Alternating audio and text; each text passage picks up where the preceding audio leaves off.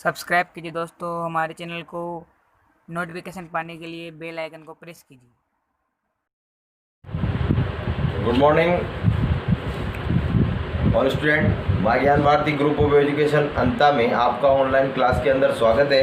हमने पूर्ववर्ती वीडियो में जो है आपको पल्लव वंश के बारे में बताया, पल्लव वंश के मंदिरों का निर्माण आपको बताया, पल्लव वंश के समस्त राजाओं का उल्लेख जो है मैंने आपको पूर्ववर्ती वीडियो में बताया। लेकिन हम बात कर रहे हैं आज चालुक्य वंश की। तो आप देखिए चालुक्य वंश, ये चालुक्य वंश का प्रथम शासक था पुलकेशिन प्रथम। उसने क्या किया? अश्वमेध यज्ञ कराया। क्या कराया? अश्वमेध यज्ञ। वातामी के चालुक्यों का 13 वर्षों के व्यवधान, 13 वर्षों तक व्यवधान रहा। 642 से लेकर 655 तक को छोड़कर 550 से लेकर 757 ईस्वी तक क्या किया? चालुक्य वंश ने जो है शासन किया। चालुक्य नरेशों में चौथा शासक था पुलकेशिन द्वितीय, सबसे अधिक प्रख्यात था। चौथा शासक कौन था? चौथा शासक था पुलकेशिन द्वितीय। ठीक है, ये क्या था? सबसे उत्कृष्ट शासक था चालुक्य वंश का, बहुत ज़्यादा प्रख्यात था। उसने 608 ईस्वी में शासन किया। वो गद्दी पर कब बैठा? 608 ईस्वी में बैठा। ठीक है, उसका राज्य विस्तार उत्तर में नर्मदा नदी से लेकर दक्षिण में कावेरी नदी तक उसका क्या था? साम्राज्य का विस्तार किया। 642 ईस्वी में वह पल्लव नरेश नरसिंह वर्मा द्वारा क्या हुआ? पराजित हुआ।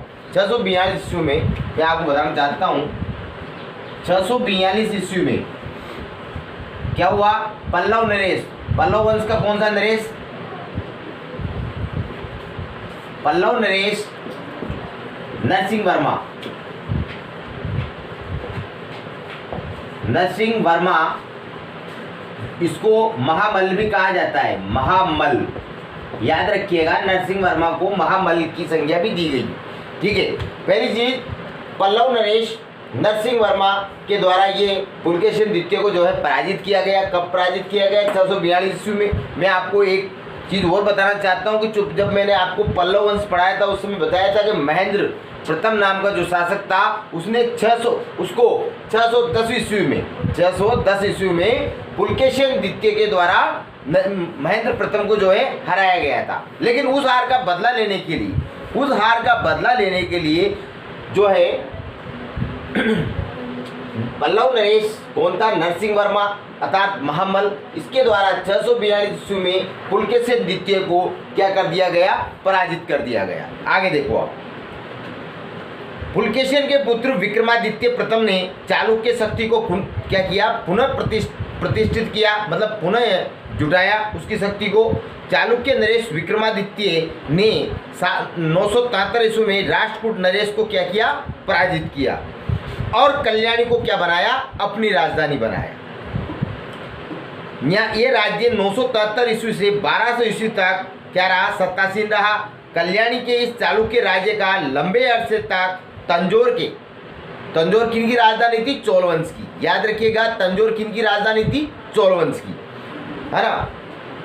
तंजौर के चोलवंशी शासकों से संघर्ष चला। सत्याश्रय नामक चालुक्य राजा को चोल नरेश, सत्याश्रय नामक जो राजा था किस वंश का? चालुक्य वंश का, उसको, ठीक है, चोल नरेश मतलब चोल वंश का राजा था, राजराज ने क्या किया? उसको पराजित किया। किसको? सत्याश्रय को। ठीक है, चालुक्य वंश का एक राजा था सोमेश्वर प्रथम ने इस अपमान का बदला न केवल चोल नरेश राजाधिराज, देखिए आप, चालुक्य राजा उसका नाम था सोमेश्वर प्रथम, उसने क्या किया? राजाधिराज को कोपम के युद्ध में क्या किया?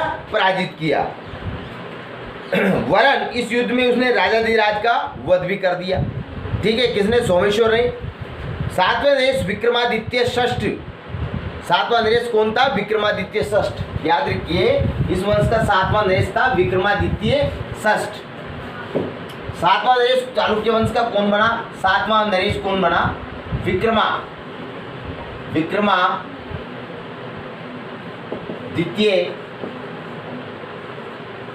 षष्ठ, जिसको विक्रमांक के नाम से भी जाना जाता है। विक्रमांक के नाम से भी जाना जाता है। याद रखिएगा, विक्रमादित्य षष्ठ, जिसको विक्रमांक के नाम से भी जाना जाता है, ठीक है, कांची पर अधिकार कर लिया किसने? इसने। और इसके दरबार में प्रसिद्ध कवि विल्हण रहता था। इसके दरबार में कौन रहता था? प्रसिद्ध कवि कौन था? विल्हण, याद रखिएगा। इसके दरबार में किसको प्रश्न मिलता था? विल्हण को मिलता था। विक्रमादित्य षष्ठ, जिसको विक्रमांक के नाम से भी जाना जाता है, जो 7वां नरेश था चालुक्य वंश का, उसके दरबार में विल्हण भी क्या पाता था? अपना विल्हण भी उसके दरबार में कभी सुशोभित होता था। ठीक है, आगे देखो। जिसने क्या किया? विक्रमादित्य षष्ठ अर्थात विक्रमांक के जीवन दर्शन को अपने कविताओं के माध्यम से क्या किया? उजागर किया। किसने? विल्हण ने। ठीक है, आगे देखो। और विक्रमादेवचरित नामक ग्रंथ भी लिखा। विक्रमादेवचरित, याद रखिए, क्या कौन सा ग्रंथ लिखा?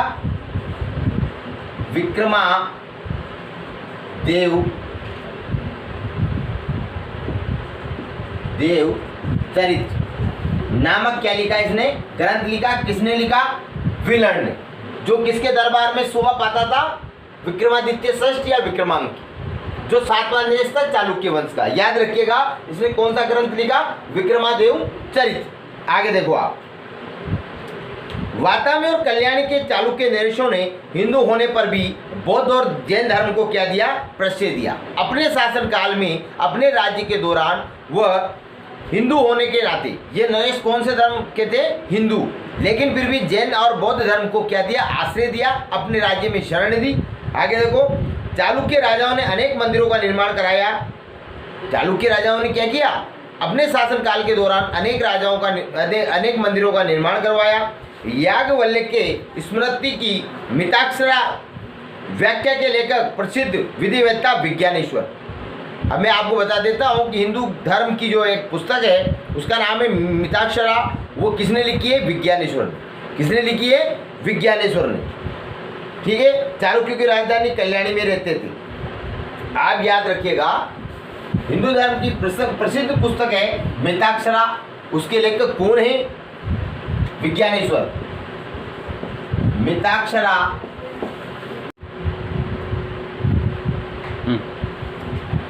तो चालुक्य वंश के राजाओं ने अनेक मंदिरों का निर्माण किया।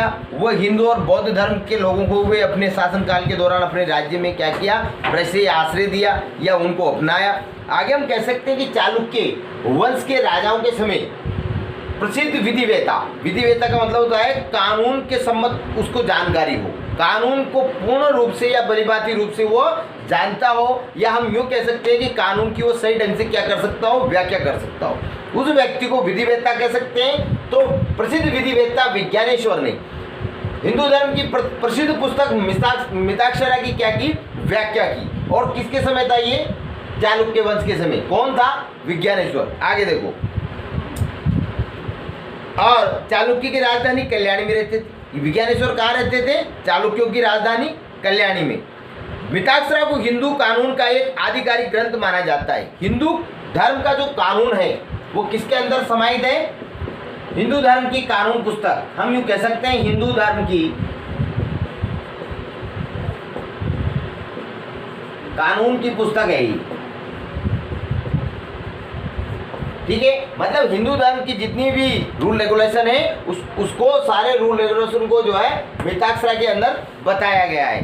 ठीक है, और प्रसिद्ध जो विधिवेत्ता थे, मतलब कानून की जानकारी रखने वाले थे, कौन? विज्ञानेश्वर। इसने इसका निर्माण किया। ठीक है,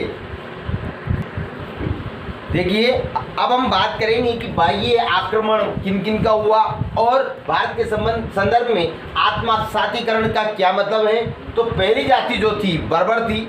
ठीक है, बाह्य आक्रांता थे। ठीक है, कौन सी जाति थी? उसका नाम था शक। वो भारत में कब आए? मैंने आपको बता दिया कि शक जो जाति थी वो भारत में चंद्रगुप्त विक्रमादित्य के समय, अर्थात देवराज, हम देवगुप्त भी उसको कहते हैं, उसके समय भारत आई। और शकों का दमन करने के कारण चंद्रगुप्त द्वितीय को, अर्थात विक्रमादित्य को क्या कहा गया? शकारी कहा गया। मैंने आपको पूर्ववर्ती वीडियो में इसके बारे में बता दिया था। मध्य एशिया की लड़ाकू जनजाति थी। कहाँ से आई थी ये? मध्य एशिया से। याद रखिएगा, मध्य एशिया से मध्य एशिया की क्या थी ये? लड़ाकू जाति, लड़ाकू जनजाति थी। कहाँ की थी? मध्य एशिया की। ध्यान रखिएगा, आगे देखो आप। जिसने पश्चिमी अफगानिस्तान और बलूचिस्तान के सारे प्रदेश पर क्या कर लिया था? इस जाति ने एकाधिकार कर लिया था। यहाँ से शक बोलन दर्रे से होकर, शक जाति कहाँ से? बोलन दर्रे से होकर लगभग 71 ईस्वी पूर्व में भारत आए। रामायण और महाभारत में शक बस्तियों और कम्बोजों और यवनों के साथ रखा गया। रामायण और महाभारत में इस जाति को किसके साथ रखा गया? कम्बोजों, शक बस्तियों को कम्बोजों और यवनों के साथ रखा गया। कालकाचार्य कथानक में भारत पर शकों के आक्रमण का उल्लेख मिलता है। कालकाचार्य जो कथानक है उसमें शक जाति का भारत के संदर्भ में क्या मिलता है? उल्लेख मिलता है, जिसने उन्हें शक कुल यानी शक कुल कहा गया। देखो काल का जो कथानक है, कालकाचार्य का कथानक क्या है? कालकाचार्य कथानक में भारत पर शकों का आक्रमण का उल्लेख मिलता है। कालकाचार्य कथानक में, कालकाचार्य कथानक में क्या मिलता है? शकों का उल्लेख मिलता है। और आगे देखिए आप, जिसमें उन्हें किनको? शक जाति को शक कुल की संज्ञा दी। क्या कहा? कालकाचार्य कथानक में क्या कहा? शक कुल कहा गया। क्या कहा गया? शक कुल कहा गया, मतलब शक कुल। सिंधु प्रदेश को जीतकर उन्होंने सौराष्ट्र मतलब गुजरात, सौराष्ट्र में शक शासन की स्थापना की। मुद्राओं और लेखों में स्पष्ट है कि इनकी एक शाखा ने उत्तरापद और मथुरा में अपना आधिपत्य स्थापित किया। ठीक है। और कालांतर में समय बीत जाने के बाद अवंती, सौराष्ट्र और महाराष्ट्र में ये जनजाति जो है फैल गई। तक्षशिला में शक शासकों में मावेज और एजेज के नाम आते हैं। तक्षशिला जो है उसमें किन शासकों के नाम आते हैं मैं आपको बताना चाहता हूँ। तक्षशिला की अगर बात करते हैं तो कौन से दो शासकों के नाम आते हैं? मावेज और एजेज, ये दो शासक थे, इनके नाम आते हैं। ठीक है। मावेर और एजेज के नाम आते हैं। तक्षशिला में शक शक्ति का विनाश किनके द्वारा हुआ? पल्लवों के द्वारा। हमा, मश और हगान मथुरा के प्रारंभिक शक क्षत्रप थे, मतलब प्रथम शक राजा थे। मथुरा से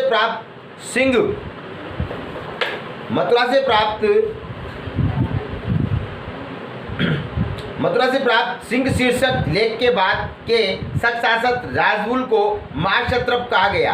किसको कहा गया? राजपुल शासक को। मथुरा में शकों ने पूर्वी पंजाब तक अपनी सीमा का विस्तार किया। मथुरा में शक शक्ति का विनाश किसके द्वारा हुआ? कुषाणों के द्वारा किया गया। ठीक है। पश्चिमी भारत में शकों को शरात वंश के भूमक तथा नहपाल दो शासक ज्ञात हैं। पश्चिमी भारत में शकों के दो शासक थे, उनका नाम था एक तो शरात और एक भूमक।